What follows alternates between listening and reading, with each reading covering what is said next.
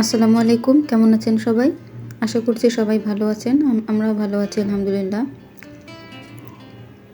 নতুন আরও একটি ব্লগ দেখার জন্য সবাইকে আমন্ত্রণ জানাচ্ছি। তো ভ্যানে এরকম চিপস বিক্রি করছিল, তো সেটা আমি কিনে নিয়ে আসলাম। আমাদের স্কুলের গেটের সামনে ছিল। তারা এখন দুপুরে ভাত না খেয়ে এটাই এখন ভেজে দিতে হবে।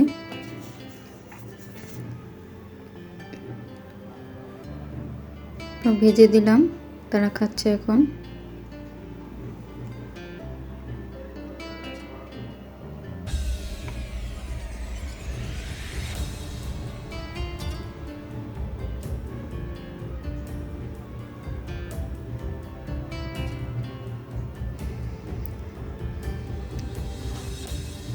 চিপস খাওয়া শেষ করে তখন রান্না বসিয়ে দিয়েছি।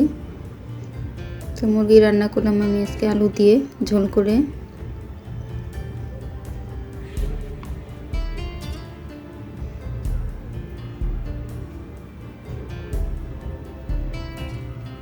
এখানে আমি যে আলু দিয়ে শুটকি রান্না করব। আলু দিয়ে শুটকি আমাদের খুব পছন্দ।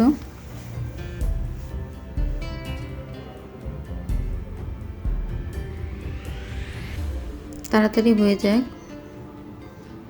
এমন শুটকি দুপাজি করতে গেলে অনেকগুলো পেঁয়াজ কাটতে হয়, এটার জন্য আলসেমি করি, আর ওইভাবে খুব একটা করা হয় না, কারণ পেঁয়াজ কাটতে তো কষ্ট হয়, আলু কাটতে আর কষ্ট হয় না।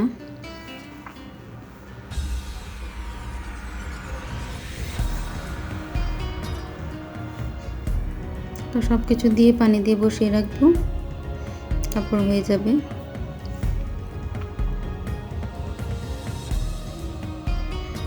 দুপুরে খাওয়া দাওয়ার পরে বিকালবেলা একটু বাচ্চাদের সেমাই ভিজিয়ে দিলাম, তারা সেমাই খেলো।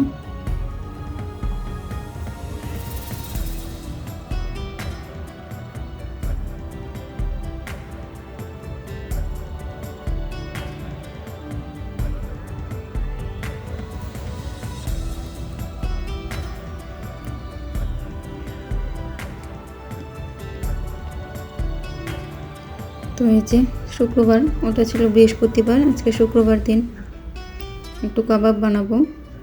বুটের ডাল আমি কিছুক্ষণ 2 ঘন্টার মতো ভিজিয়ে রেখেছিলাম।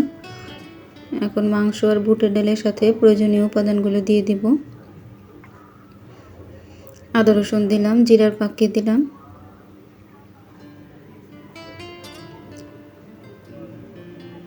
মরিচের গুঁড়া, সব কিছু পরিমাণ মতো দিতে হবে। এখানে গরম মশলার গুঁড়া দিলাম, প্যাকেটে যে গরম মশলার গুঁড়া পাওয়া যায় সেটাই দিয়েছি।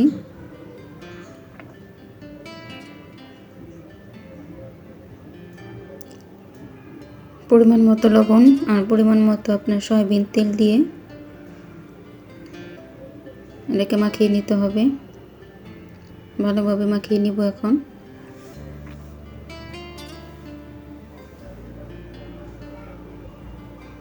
মাখানো হয়ে গেলে আমি যে প্রেসার কুকারে পানি না দিয়ে একটু শুকিয়েছি, মানে কষিয়েছি আর কি মাংস আর ডালটা।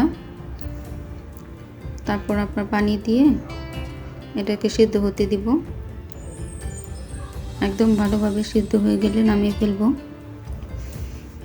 এই যে হয়ে গিয়েছে, একদম সিদ্ধ হয়ে গিয়েছে ডাল মাংস।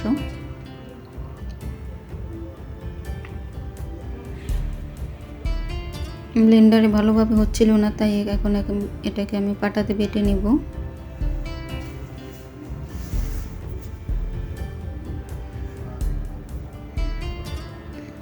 আর এদিকে পোলাও রান্না হয়ে গিয়েছে, পোলাও বসিয়েছিলাম। তো এই কাবাবের মিশ্রণটার মধ্যে আর একটু কাঁচা পেঁয়াজ, কাঁচা মরিচ আর ধনেপাতা দিতে হবে। এগুলো দিয়ে মেখে গোল শেপ করে রাখতে হবে। এখন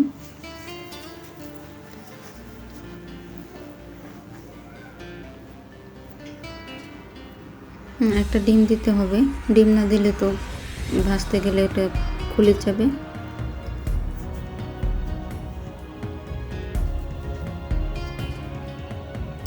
আর এদিকে গরুর মাংস বসিয়েছিলাম, সেটা হয়ে যাচ্ছে।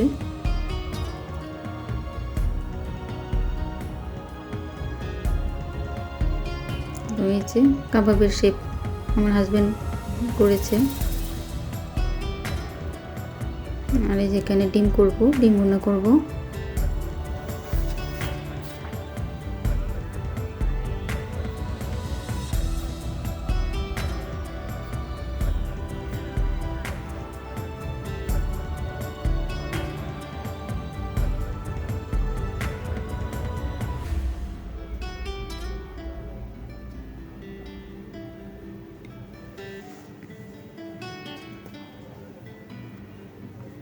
ডিমের মশলাটা একটু বেশি কষালে বেশি ভালো লাগে, তো আমি অনেকক্ষণ কষানোর পরে ডিমটা দিয়ে দিলাম।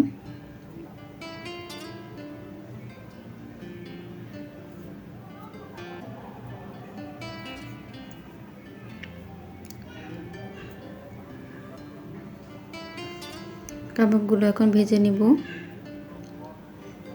ডিম দেওয়াতে অনেক ফেনা উঠেছে, ফেনার জন্য আসলে কাবাবগুলো দেখা যাচ্ছিল না, ওটাতে কষ্ট হয়।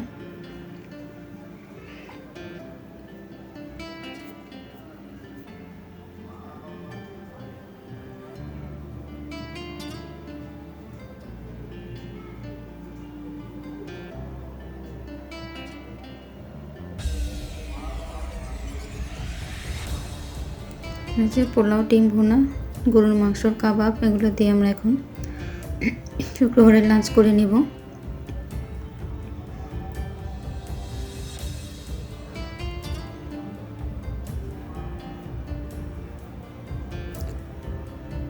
তো আজকে এই পর্যন্তই।